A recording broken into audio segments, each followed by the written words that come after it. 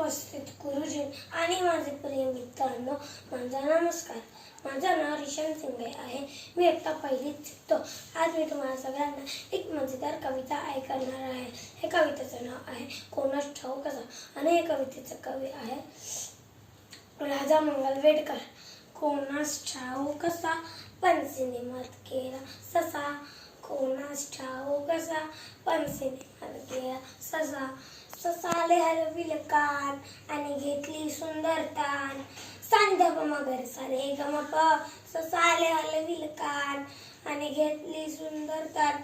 निर्दर्शक म्हणाला वा वा, ससा म्हणाला चहा हवा. कोणास ठाऊक कसा पण सिनेमात गेला ससा, कोणास ठाऊक कसा पण सिनेमात गेला ससा. कोणास ठाऊक कसा पण सर्कशीत गेला ससा, कोणास ठाऊक कसा पण सर्कशीत गेला ससा. ससाने मारली उडी आणि भरभर झाली शिडी. ससाने मारली उडी आणि भरभर झाली शिडी. विदूषक म्हणाला छान छान. ससा म्हणाला काढा पान. कोणास ठाऊक कसा पण सर्कशीत गेला ससा, कोणास ठाऊक कसा पण सर्कशीत गेला ससा.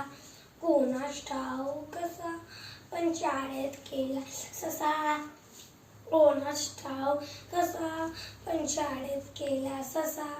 ससाने म्हणले पाडे बेक भेळे पे तुमच्या पे त्रिक्षा पे चौपाट आणि धडधड वाचले धडे.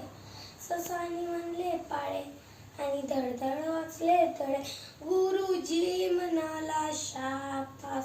ससा म्हणाला करा पास. कोणास ठाऊक कसा पण शाळेत गेला ससा, कोणास ठाऊक कसा पण शाळेत गेला ससा. धन्यवाद.